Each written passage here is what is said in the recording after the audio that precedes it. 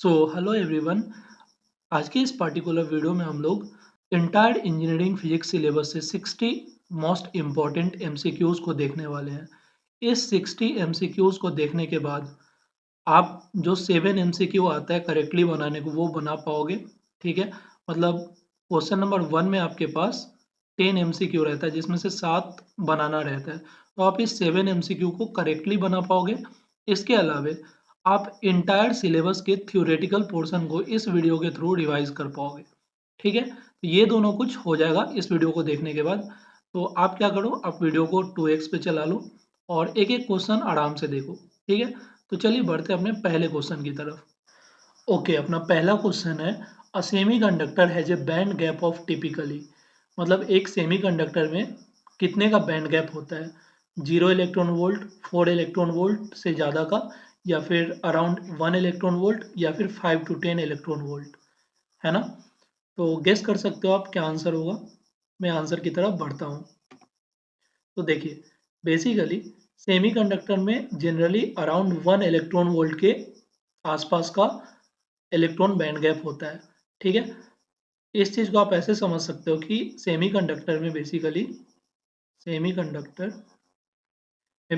0.3 electron volt से लेकर के 3 इलेक्ट्रॉन वोल्ट के बीच का बैंड गैप होता है।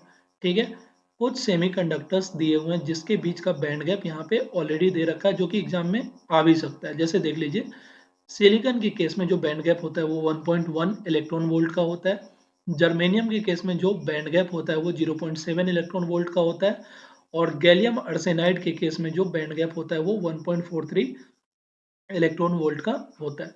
इस चीज़ को आप यहाँ पे भी आप देख सकते हो, जैसे कि यहाँ पे मेटल्स है। ठीक है, मेटल्स में देखोगे तो बैंड गैप 0 के बराबर होता है। ठीक है, मतलब कोई भी बैंड गैप नहीं होता है कंडक्शन बैंड और वैलेंस बैंड के बीच में।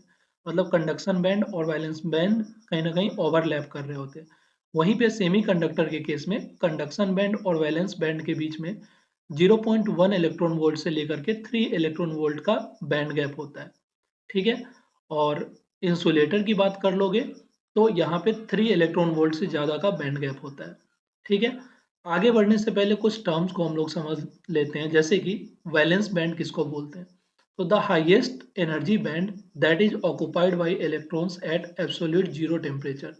मतलब 0 केल्विन पे जो highest energy band gap occupy किया जाएगा इलेक्ट्रॉन को के द्वारा, उसी को हम लोग वैलेंस बैंड बोलेंगे। देखो, जैसे यहाँ पे इस पोजीशन को, या फिर सेमीकंडक्टर के केस में इस पोजीशन को, या फिर इंसुलेटर के केस में इस पोजीशन को हम लोग वैलेंस बैंड बोल सकते हैं। सिमिलरली कंडक्शन बैंड किसको बोलेंगे? The lowest energy band that is unoccupied. यहाँ पे ध्यान दो, ऑक्युपाइड था, यहाँ पे अनऑक्युपाइड बाई इलेक्ट्रॉन्स है एट एब्सोल्यूट 0 डिग्री टेम्परेचर। ठीक है, मतलब कि जो लोएस्ट एनर्जी लेवल है जहाँ पे इलेक्ट्रॉन नहीं रहेंगे उसको हम लोग कंडक्शन बैंड बोल सकते हैं। ठीक है, तो इस पोजीशन को या इस पोजीशन को, या फिर कंडक्शन बैंड तो यहाँ पे मेटल के केस में ओवरलैप ही करता है, तो इस पोजीशन को हम लोग कंडक्शन बैंड का पोजीशन बोल सकते हैं। नेक्स्ट चीज है energy band gap. Energy band gap को बेसिकली हम लोग ईजी से डिनोट करते हैं, और इसका फॉर्मूला होता है EC माइनस EB। EC मतलब energy in conduction band minus energy of electron in valence band. ठीक है, नेक्स्ट है फॉरबिडन गैप। फॉरबिडन गैप मतलब वैसा जगह जहाँ पे इलेक्ट्रॉन एग्जिस्ट ही नहीं करेगा। जैसे सेमीकंडक्टर में इस बीच में इलेक्ट्रॉन एग्जिस्ट नहीं करता, तो इसी को हम लोग फॉरबिडन गैप बोल सकते हैं। ठीक है, नेक्स्ट है direct versus indirect band semiconductor. तो इसके बारे में लिखा है, this refers to whether the minimum of the conduction band and maximum of valence band occur at the same crystal momentum। मतलब कि सेम वेव नंबर या फिर सेम सेम वेव मोमेंटम पे अगर कंडक्शन बैंड, है ना, conduction band and violence band exist करेगा, ठीक है, तो उसको हम लोग डायरेक्ट बैंड सेमीकंडक्टर बोलेंगे। अगर सेम वेव नंबर पे ये दोनों नहीं एग्जिस्ट करेगा तो इनडायरेक्ट बैंड सेमीकंडक्टर बोल देंगे। ठीक है, तो आई होप कि थोड़ा बहुत क्लियर हुआ होगा थ्योरी, है ना। आगे बढ़ते हैं हम लोग। नेक्स्ट क्वेश्चन है, the Fermi level at absolute 0 degree temperature represents. मतलब कि एब्सोल्यूट 0 टेम्परेचर पे फर्मी लेवल किस चीज को रिप्रेजेंट करता है? Average energy of electrons, maximum energy level occupied by electrons, minimum energy of conduction electrons, band gap energy. तो आपको पता है फर्मी लेवल किस चीज को डिनोट करता है? Fermi level basically highest energy level होता है ऑक्युपाइड बाय इलेक्ट्रॉन्स, ठीक है। तो इसका आंसर हो जाएगा maximum energy level occupied by electrons at 0 degree temperature, 0 degree temperature, ठीक है। आई होप ये भी क्वेश्चन क्लियर हो गया होगा आपका। नेक्स्ट है, in free electron theory electrons inside a metal are assume to behave as, मतलब जो अपने पास फ्री इलेक्ट्रॉन थ्योरी है उसमें इलेक्ट्रॉन्स को कैसा, इलेक्ट्रॉन्स के बिहेवियर को कैसा माना गया है, ठीक है। बाउंडेड माना गया है या फिर फ्री पार्टिकल माना गया है जो मूव करता है कांस्टेंट पोटेंशियल के बीच में, या फिर इलेक्ट्रॉन्स विथ फिक्स्ड पोजीशन, मतलब कहीं मूव ही नहीं करता है, इलेक्ट्रॉन्स विथ जीरो एनर्जी, ठीक है। इन चारों में मोस्ट करेक्ट क्या लग रहा है? तो ऑप्शन नंबर बी जो है वो अपना मोस्ट करेक्ट ऑप्शन है। मतलब बेसिकली फ्री इलेक्ट्रॉन थ्योरी में जो अपना इलेक्ट्रॉन है वो कांस्टेंट पोटेंशियल में ही मूव करता है और वो कहीं ना कहीं फ्री पार्टिकल के फॉर्म में एग्जिस्ट करता है, ठीक है। तो आई होप ये वाला क्वेश्चन भी क्लियर हुआ होगा। अब हम लोग थोड़ा सा फ्री इलेक्ट्रॉन थ्योरी के डेवलपमेंट को समझते हैं। सबसे पहले आया था क्लासिकल फ्री इलेक्ट्रॉन थ्योरी जिसको ड्रूड ने दिया था 1900 में, ठीक है। ये स्टेट करता है that electrons move freely inside the metal, मतलब मेटल के अंदर इलेक्ट्रॉन्स फ्रीली मूव करेंगे but are confined within it by a potential barrier at the surface, मतलब सरफेस पे कहीं ना कहीं पोटेंशियल बैरियर के द्वारा कन्फाइंड रहेगा। It it assumes that valence electrons in a metal behave like free particle, मतलब कि वैलेंस इलेक्ट्रॉन है वो फ्री पार्टिकल की तरह बिहेव करेंगे, ठीक है। ये क्लासिकल थ्योरी था।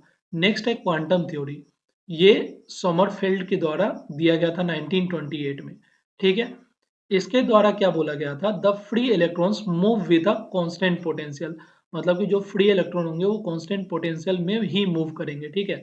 मतलब पहले में बोला गया था कि इलेक्ट्रॉन फ्रीली मूव करेंगे और सरफेस के अंदर बॉन्डेड होंगे, सॉरी सरफेस के अंदर फ्रीली मूव करेंगे और ऊपर में बॉन्डेड होंगे। अब आगे बोला गया है कि ये कांस्टेंट पोटेंशियल में मूव करेंगे, ठीक है। नेक्स्ट जो थ्योरी मिला था वो जोन थ्योरी था या फिर ब्लोच थ्योरी जो आप पढ़ते हैं वो था।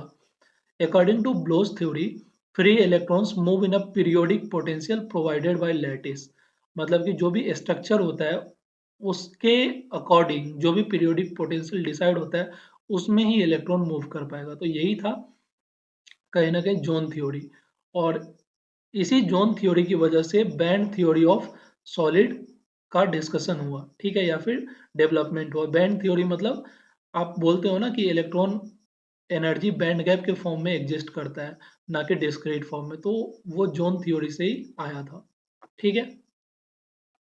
नाउ नेक्स्ट क्वेश्चन है the chronic Penney model explains, chronic Penney model क्या एक्सप्लेन करता है ये बताइए? सुपर कंडक्टिविटी को, फेरोमैग्नेटिज्म को, formation of allowed and forbidden energy bands, या फिर होल कंडक्शन इन सेमीकंडक्टर। तो ऑब्वियस सा बात है, इसका आंसर हो जाएगा formation of allowed and forbidden energy bands, ठीक है। देख सकते हो आप यहाँ पे, जैसे यहाँ पे अपने पास E वर्सेस K का डायग्राम है, ठीक है। यहाँ पे एनर्जी है अलोंग y एक्सिस, इधर K है। K क्या है? वेव नंबर होता है या फिर मोमेंटम बोल सकते हो आप इसको, ठीक है। तो इधर एनर्जी है, इधर मोमेंटम है, ठीक है। तो बेसिकली जहां जहां पे भी एनर्जी होगा वहां पे ग्राफ कंटिन्यूअस होगा, जहां पे एनर्जी नहीं होगा वहां पे ग्राफ डिसकंटिन्यू होगा। जैसे आप इस पोर्शन में देख पा रहे होगे यहाँ पे ग्राफ कंटिन्यूअस है, तो इस जगह पे कहीं ना कहीं बैंड गैप एग्जिस्ट करेगा। वहीं पे इतना पोर्शन में यहाँ से यहाँ के पोर्शन में नहीं एग्जिस्ट करता है, यहाँ नहीं एग्जिस्ट करता है, तो ये फॉरबिडन एनर्जी बैंड गैप है, ठीक है। वहीं पे यहाँ से यहाँ के बीच में देखो तो क्या है? ग्राफ एग्जिस्ट करता है, मतलब यहाँ पे अलाउड बैंड गैप होगा, फिर यहाँ से यहाँ के बीच में फॉरबिडन बैंड गैप होगा, ठीक है। इसी चीज को इस डायग्राम से दिखाया गया है कहीं ना कहीं। नेक्स्ट है energy bands in solid arises due to, मतलब कि एनर्जी बैंड का फॉर्मेशन क्यों होता है? रैंडम मोशन ऑफ इलेक्ट्रॉन की वजह से, या फिर atomic energy level splitting due to interaction of solid की वजह से, या फिर फ्री इलेक्ट्रॉन ड्रिफ्ट की वजह से, या चेंज इन टेम्परेचर की वजह से। तो ऑब्वियस सा बात है, इसका आंसर क्या हो जाएगा? ऑप्शन नंबर बी, ठीक है। नेक्स्ट है in the chronic Penney model forbidden energy gaps occur because, मतलब कि क्रोनिक पेनी मॉडल में फॉरबिडन एनर्जी गैप क्यों अकर होता है, इसका रीजन क्या है। ऑप्शन ए है electrons collide with ions frequently, नहीं ये नहीं होगा। No real solution exist for some energy values, obvious सा बात है, अगर एनर्जी वैल्यू के लिए अगर कोई रियल सॉल्यूशन एग्जिस्ट ही नहीं करेगा तो वहां पे एनर्जी बैंड गैप नहीं एग्जिस्ट करेगा। इलेक्ट्रॉन्स हैव जीरो वेलोसिटी, ये भी गलत बात है। लैटिस स्पेसिंग चेंजेस रैंडम, ये भी गलत बात है। ठीक है, तो ऑप्शन नंबर बी करेक्ट हो जाएगा।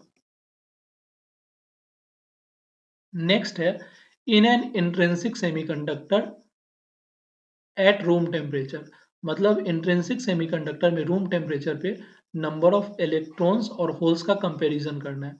तो आप सब लोग जानते हैं कि इंट्रिंसिक मतलब प्योर सेमीकंडक्टर, तो रूम टेम्परेचर पे प्योर सेमीकंडक्टर में जितने होल्स होते हैं उतने ही इलेक्ट्रॉन्स होते हैं, तो ऑप्शन नंबर सी करेक्ट हो जाएगा। नेक्स्ट है n type semiconductors are obtained by doping with, तो एन टाइप सेमीकंडक्टर कहीं ना कहीं पेंटावेलेंट इम्प्योरिटीज के डोपिंग से मिलता है हमें, ऑप्शन नंबर बी हो जाएगा। नेक्स्ट है in a P type semiconductor the majority charge carriers are, तो पी टाइप सेमीकंडक्टर में मेजोरिटी चार्ज कैरियर्स होल होते हैं। ठीक है, और एन टाइप में क्या होते हैं, इलेक्ट्रॉन्स होते हैं। क्वेश्चन नंबर 10 है the built in potential barrier of silicon PN junction diode is approximately, मतलब जो बैरियर पोटेंशियल है सिलिकॉन का वो कितने के इक्वल होता है। गेस कर सकते हो 0.3, 0.7, 1.5 या 2.2। तो बेसिकली जो बिल्ट इन पोटेंशियल या बैरियर पोटेंशियल होता है सिलिकॉन का वो होता है 0.7 वोल्ट के इक्वल। ठीक है, सिलिकॉन का बिल्ट इन पोटेंशियल होता है 0.7 वोल्ट और जर्मेनियम का बिल्ट इन पोटेंशियल होता है 0.3 वोल्ट। ठीक है, क्योंकि इसका बिल्ट इन पोटेंशियल या बैरियर पोटेंशियल बहुत कम होता है जिसकी वजह से ये बहुत अच्छा कंडक्टर होता है, इसीलिए इसको हम लोग ट्रांजिस्टर्स या फिर स्विचेज ईटीसी में हम लोग इस्तेमाल करते हैं। ठीक है, जर्मेनियम का, सिलिकॉन का नहीं। ठीक है, ऑल्दो यहाँ पे अपना आंसर 0.7 वोल्ट के इक्वल होगा। नेक्स्ट है drift and diffusion current in semiconductors occur due to, मतलब ड्रिफ्ट करंट और डिफ्यूजन करंट किसकी किसकी वजह से होते हैं। Temperature variation and electric field, concentration gradient and thermal agitation, ये भी नहीं होगा, ये भी नहीं होगा। Applied electric field and concentration gradient, तो हाँ ये ऑप्शन हो जाएगा। मतलब drift current basically applied electric field की वजह से होता है और diffusion current basically concentration gradient की वजह से होता है। डी ऑप्शन भी इनकरेक्ट है। 12th क्वेश्चन है in forward bias the width of depletion layer in PN junction, मतलब कि फॉरवर्ड बायस में जो विड्थ है डेफलेशन लेयर का वो क्या होता है, डिक्रीज हो जाता है, तभी तो कंडक्टिविटी उसका इंक्रीज हो जाता है। मतलब कि बेसिकली फॉरवर्ड बायस में क्या होता है, पॉजिटिव से पॉजिटिव टर्मिनल मतलब पॉजिटिव पी से कनेक्टेड होता है और निगेटिव एन से कनेक्टेड होता है ना। तो इस टाइप का जब भी कनेक्शन होता है ना, पॉजिटिव से पॉजिटिव और निगेटिव से निगेटिव, तो यहाँ पे कहीं ना कहीं फॉरवर्ड बायसिंग इसको बोलते हैं और इस केस में जो विथ होता है डिप्लेशन लेयर का वो डिक्रीज कर जाता है, वहीं पे रिवर्स बायस में डिप्लेशन लेयर का विथ इंक्रीज कर जाता है। ठीक है, now next question is a frame of reference which moves with constant velocity is called, तो आपको भी पता है कांस्टेंट वेलोसिटी से जो फ्रेम ऑफ रेफरेंस मूव करता है उसको हम लोग इनर्शियल फ्रेम बोलते हैं, और अगर कांस्टेंट वेलोसिटी नहीं हुआ तो नॉन इनर्शियल फ्रेम। ठीक है, the force experienced in a non inertial और accelerating frame is known as, तो आपको भी पता है इस फोर्स को हम लोग स्यूडो फोर्स बोलते हैं या इनर्शियल फोर्स बोलते हैं। नेक्स्ट है Coriolis force acts on a body when it moves, मतलब कोरियोलिस फोर्स कब एक्ट करता है किसी बॉडी पे, moves in a straight line, moves with constant velocity, moves inside an inertial frame only, in a rotating frame of reference। तो I hope कि आप इसका आंसर जानते होंगे, कोरियोलिस फोर्स हमेशा रोटेटिंग फ्रेम ऑफ रेफरेंस में लगता है, तो ऑप्शन डी करेक्ट हो जाएगा। 16 Coriolis force is responsible for which of the following phenomena, तो रेनबो फॉर्मेशन नहीं, फोकसिंग ऑफ लाइट नहीं, rotation of cyclones in weather system हाँ हो जाएगा, प्लेनेटरी रेट्रोग्रेड मोशन नहीं। ठीक है, तो साइक्लोन और वेदर में कहीं ना कहीं कोरियोलिस फोर्स रिस्पॉन्सिबल होता है। नेक्स्ट है सेंट्रीपिटल एक्सीलरेशन ऑलवेज एक्ट्स। तो सेंट्रीपिटल एक्सीलरेशन हमेशा जिस भी सर्कल के या सर्कुलर पाथ के सेंटर में मूव कर रहा होगा चीज, उसके टुवार्ड्स मतलब सेंटर के टुवार्ड्स लगता है सेंट्रीपिटल एक्सीलरेशन। तो towards the center of circular path, मतलब लेट से मान लीजिए यहाँ पे एक सर्कुलर पाथ है, ठीक है, कोई बॉडी इस सर्कुलर पाथ पे मूव कर रहा है ऐसे, तो इस पे सेंट्रीपिटल एक्सीलरेशन, लेट से मान लीजिए ये रेडियस है, इसके अलोंग ये मूव कर रहा है, तो इस पे सेंट्रीपिटल एक्सीलरेशन का जो डायरेक्शन होगा वो इधर की तरफ होगा, ठीक है। नेक्स्ट है the equation of simple harmonic motion is. तो एसएचएम का जो इक्वेशन होता है वो होता है a is equal to minus omega square x, आपने पढ़ा ही होगा इसको। नेक्स्ट है in a damped oscillator the amplitude.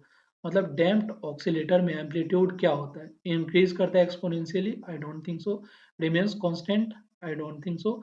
Decreases exponentially with time, हाँ तभी तो डैम्प्ड ऑक्सीलेटर कहलाया।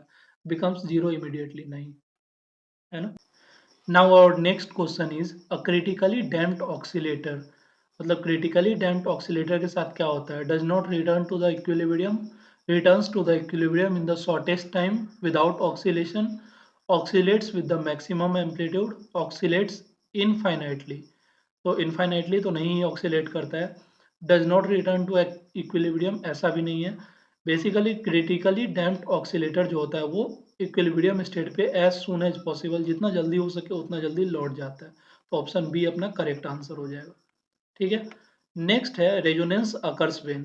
रेजोनेंस कब होता है, तो रेजोनेंस जब natural frequency equal to driving frequency के इक्वल हो जाता है तो रेजोनेंस होता है। मतलब जैसे मान लीजिए कोई झूला झूल रहा है, ठीक है, तो ये झूला इस तरफ जाएगा, इस तरफ जाएगा, इस तरफ जाएगा, इस तरफ जाएगा, फाइनली कहीं ना कहीं धीरे होते होते बंद हो जाएगा। लेकिन जब हम इसको आउटी फोर्स इतना दे देंगे ताकि ये इस मोशन को कंटिन्यू रख पाएगा, तो इसी चीज को हम बोलते हैं, जब इस सिचुएशन में कोई ऑब्जेक्ट पहुंच जाएगा तो हम बोलेंगे रेजोनेंस हो रहा है, ठीक है।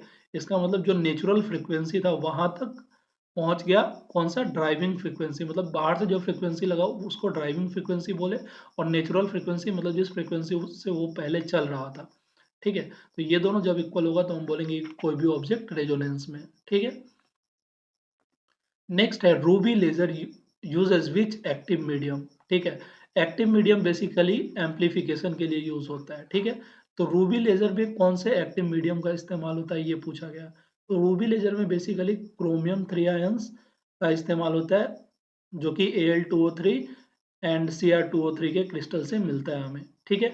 लेजर्स के बारे में थोड़ा और जानते हैं डीप। जैसे यहाँ पे देखिए, ऑप्शन वन में था हीलियम नियोन का मिक्सर, ठीक है। तो हीलियम नियोन का मिक्सर जो होता है वो कहीं ना कहीं एक गैसियस लेजर होता है। ये कैसा लेजर होता है, गैसियस लेजर, गैसियस लेजर, ठीक है।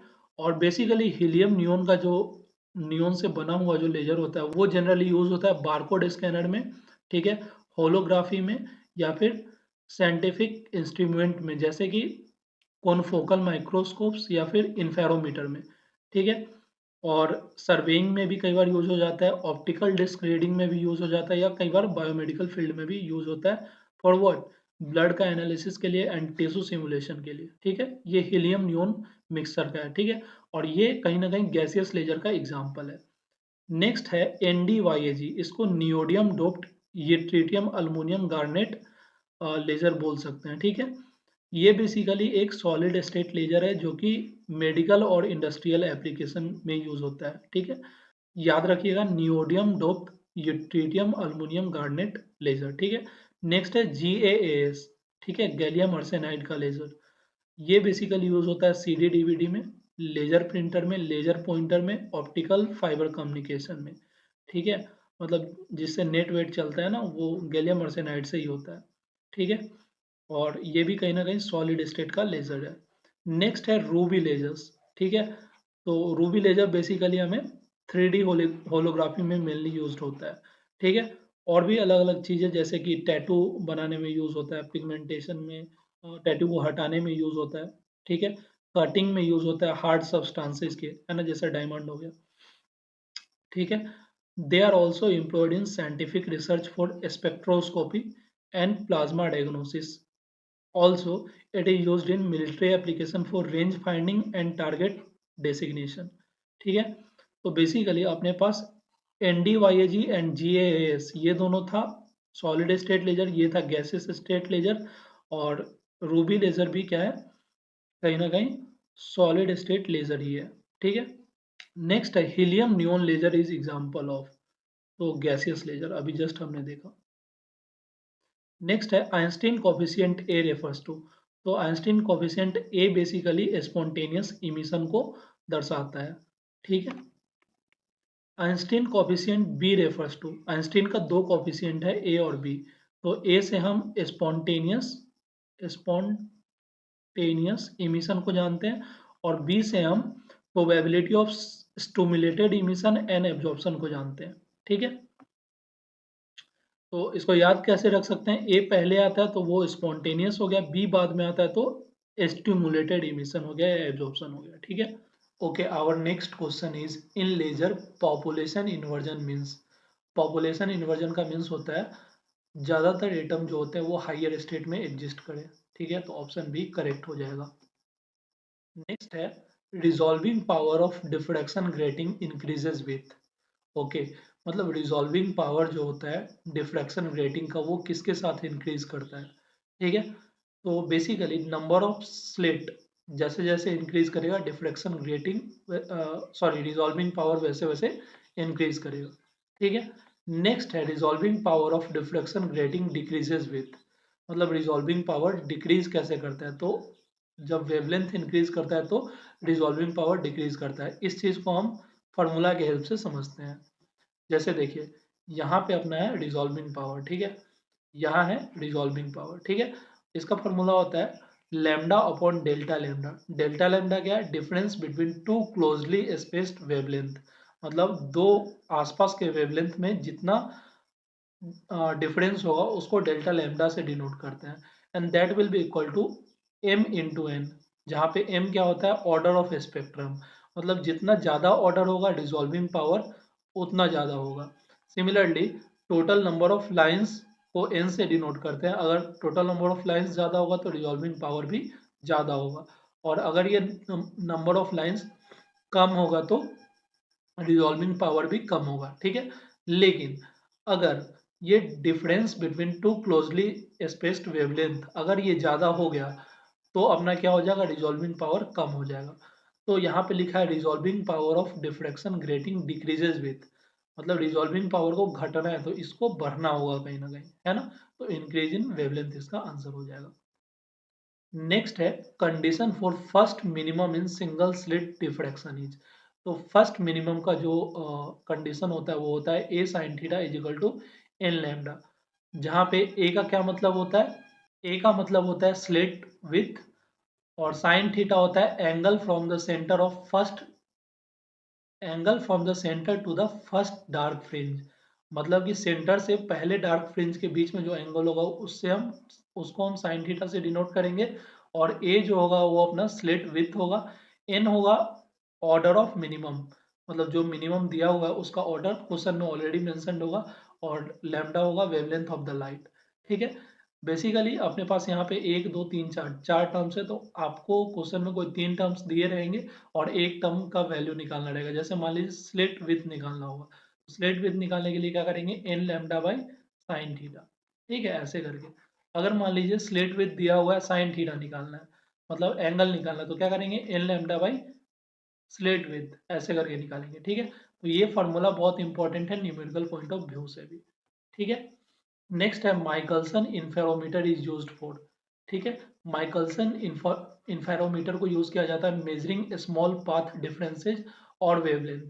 ठीक है, इसके लिए नेक्स्ट है in Young's double slit experiment fringe width beta is, तो फ्रिंज विथ बीटा का जो फॉर्मूला होता है वो होता है लैम्डा डी अपॉन डी, मतलब lambda capital D upon small d, जहाँ पे लैम्डा मतलब वेवलेंथ हो गया और कैपिटल डी का मतलब हुआ distance of slit from screen, screen से स्लिट का जो डिस्टेंस होगा उसको कैपिटल डी से डिनोट करते हैं, और स्मॉल डी से डिस्टेंस बिटवीन टू स्लिट को डिनोट करते हैं। तो बेसिकली बीटा जो है वो directly proportional to lambda capital D upon small d है। ठीक है, तो ऑप्शन डी करेक्ट हो जाएगा। नेक्स्ट है interference of light occurs due to. तो इंटरफेरेंस क्यों होता है? Superposition of coherent light waves की वजह से, ठीक है। और इंटरफेरेंस की वजह से जो भी पैटर्न है वो हमें देखने को मिलता है कहीं ना कहीं, ठीक है। नेक्स्ट है हाइजेंस प्रिंसिपल स्टेट्स दैट, बहुत इजी क्वेश्चन है। It states that every point on the wave front acts as a secondary source of waves, ठीक है, इजी। नेक्स्ट है the Compton effect provides evidence for. तो Compton effect basically particle nature of light का evidence देता है। वहीं पे जो हमारा डबल स्लिट एक्सपेरिमेंट है वो वेव नेचर ऑफ मैटर को दिखाता है, ठीक है। तो इसका आंसर हो जाएगा पार्टिकल नेचर ऑफ लाइट।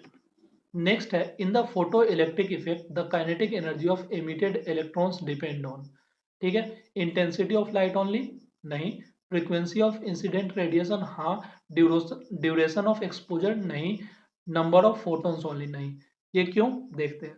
देखिए काइनेटिक एनर्जी का फॉर्मूला होता है H mu minus work function, ठीक। तो एच तो प्लैंक्स कांस्टेंट होता है, म्यू होता है फ्रीक्वेंसी ऑफ इंसिडेंट रेडिएशन, ठीक है। और यही चीज दिया है काइनेटिक एनर्जी जो होता है इमिटेड इलेक्ट्रॉन का, वो कहीं ना कहीं फ्रीक्वेंसी ऑफ इंसिडेंट रेडिएशन पे डिपेंड करता है, ठीक है।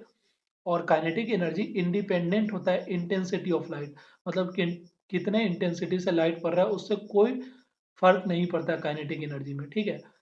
बट इससे फर्क पड़ेगा कि फ्रीक्वेंसी ऑफ इंसिडेंट रेडिएशन क्या है, ठीक है। और वर्क फंक्शन जितना कम होगा काइनेटिक एनर्जी उतना ज्यादा होगा, और वर्क फंक्शन जितना ज्यादा होगा काइनेटिक एनर्जी उतना कम होगा। ऑब्वियस सा बात है ना, क्योंकि यह घटाया जा रहा है, ठीक है। इसका आंसर बी है। नेक्स्ट है according to de Broglie hypothesis the wavelength associated with a particle is. तो वेवलेंथ का फॉर्मूला क्या होता है? Lambda is equal to h by m v, ठीक है, यही होता है ना। नेक्स्ट है Heisenberg uncertainty principle is expressed as. तो delta x into delta p is greater than h by four by, है ना। डेल्टा एक्स क्या है? Uncertainty in position. Delta P क्या है? Uncertainty in momentum. एंड इसका जो मल्टीप्लीकेशन होता है वो ग्रेटर देन या इक्वल टू होता है एच अपॉन फोर पाई के, है ना। नेक्स्ट है the probability density of finding a particle is given by. तो जो प्रोबेबिलिटी डेंसिटी होता है वो हम साई स्क्वायर के मैग्नीट्यूड से डिनोट करते हैं, तो ऑप्शन सी अपना करेक्ट हो जाएगा। नेक्स्ट है द शॉर्डिंगर इक्वेशन रिप्रेजेंट। तो Schrodinger equation basically time evolution of wave function को रिप्रेजेंट करता है, मतलब टाइम के साथ वेव फंक्शन, मतलब कि किसी भी वेव के फाइंड करने का प्रोबेबिलिटी या उसके बिहेवियर का, मतलब उसके अलग अलग फीचर्स का डिस्ट्रीब्यूशन टाइम के साथ कैसे होगा, उसको हम लोग शॉर्डिंगर इक्वेशन से पता करते हैं। थर्ड है नेक्स्ट है eigen function of a quantum system corresponds to. तो बेसिकली आइजन फंक्शन जो होता है वो अलाउड या क्वांटाइज्ड एनर्जी स्टेट को दिखाता है। नेक्स्ट है for a particle in 1D box the energy eigen values are, ठीक है। तो बेसिकली 1D बॉक्स में एनर्जी आइजन वैल्यू का जो फॉर्मूला होता है वो होता है n square into h square by 8 ml square, ठीक है। अच्छा, मैंने यहाँ पे एन एच एम एल का मतलब नहीं लिखा है, आप कमेंट करें एन एच और एम एल का क्या क्या मतलब है। वैसे मैं बता देता हूँ, एन हम बेसिकली एन से हम क्वांटम नंबर को डिनोट करते हैं, एच से बेसिकली कुछ नहीं प्लैंक्स कांस्टेंट, ठीक है। एम हो गया तुम्हारा mass of particle confined in box, ठीक है। मतलब बॉक्स के अंदर जो भी मास होगा पार्टिकल का उसको एम से डिनोट करेंगे। और एल हो गया length of box, length of one dimensional box, ठीक है। तो यही होता है एनर्जी आइजन वैल्यू का formula, n n square h square by 8 ml square, ठीक है। नेक्स्ट है the wave function in 1D box is zero at the walls because. मतलब वॉल्स पे जो वेव फंक्शन होता है 1D बॉक्स में वो जीरो होता है बिकॉज पोटेंशियल इज जीरो। नहीं। Potential cannot exist outside the box, हाँ। मोमेंटम इज इनफाइनाइट, नहीं। प्रोबेबिलिटी इज इनफाइनाइट, नहीं। Outside the box particle exist ही नहीं करता है ना, इसके लिए होता है। नेक्स्ट है विच of the following is a scalar operator, ठीक है। तो यहाँ पे ग्रेडियंट डाइवर्जेंस और कर्ल जो है ये वेक्टर ऑपरेटर है, और लाप्लेसियन जो है वो कहीं ना कहीं स्केलर ऑपरेटर है। Next, divergence of A curl of any vector field is always. तो बेसिकली डाइवर्जेंस ऑफ कर्ल जो होता है किसी वेक्टर फील्ड का हमेशा जीरो के इक्वल होता है। ठीक है। नेक्स्ट है गॉस डाइवर्जेंस थ्योरम रिलेट्स। तो basically Gauss divergence theorem surface integral को वॉल्यूम इंटीग्रल से रिलेट करता है। नेक्स्ट है electric field is conservative because. ठीक है। इलेक्ट्रिक फील्ड कंजर्वेटिव क्यों होता है? बिकॉज नेबुला इसको बोलते हैं ना, नेबुला इंटू ई, मतलब इन दोनों का क्रॉस प्रोडक्ट जीरो के बराबर होता है। इसका मीनिंग क्या है देखिए, the electric field is conservative because the work done by electrostatic force to move a charge between 2 points is independent of path taken। ठीक है, मतलब कि किस पाथ के थ्रू चार्ज को मूव किया जा रहा है उससे इंडिपेंडेंट होता है ना वर्क डन। इसीलिए जो हमारा इलेक्ट्रिक फील्ड होता है वो कंजर्वेटिव होता है। ठीक है। तभी हम लोग बोलते हैं कि summation of work done in close loop E dot d l is equal to zero. ठीक है। इसी चीज को दूसरे तरीके से स्केलर ऑपरेशन में डिनोट करते हैं, this into E is equal to zero करके। ठीक है। नेक्स्ट क्वेश्चन है पॉइजन्स इक्वेशन इज। तो पॉइजन्स इक्वेशन को बेसिकली इस वाले इक्वेशन से डिनोट करते हैं। ठीक है।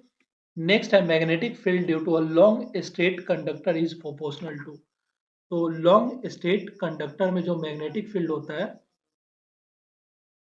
वो 1/r के प्रोपोर्शनल होता है। ठीक है। नेक्स्ट है curl of a magnetic field in magnetostatics is. तो जीरो के बराबर हो, सॉरी, दिस इनटू इन दोनों का क्रॉस प्रोडक्ट बेसिकली म्यूजे के बराबर होता है। ठीक है। तो यही होता है कर्ल। नेक्स्ट है Lorentz force on a charge particle is. तो लॉरेंट्ज फोर्स को हम लोग basically q into E plus v cross B से डिनोट करते हैं। नेक्स्ट है magnetic dipole moment of a current loop is. तो मैग्नेटिक डाइपोल मोमेंट को आई इंटू ए से डिनोट करते हैं। ठीक है। Faraday's law of induction states that EMF is proportional to. तो basically rate of change of magnetic flux से हम लोग ईएमएफ को डिनोट करते हैं। नेक्स्ट है Maxwell's correction lead to displacement current, answer हो जाएगा। ठीक है। नेक्स्ट है in free space speed of EM wave is 1/√μe। ठीक है।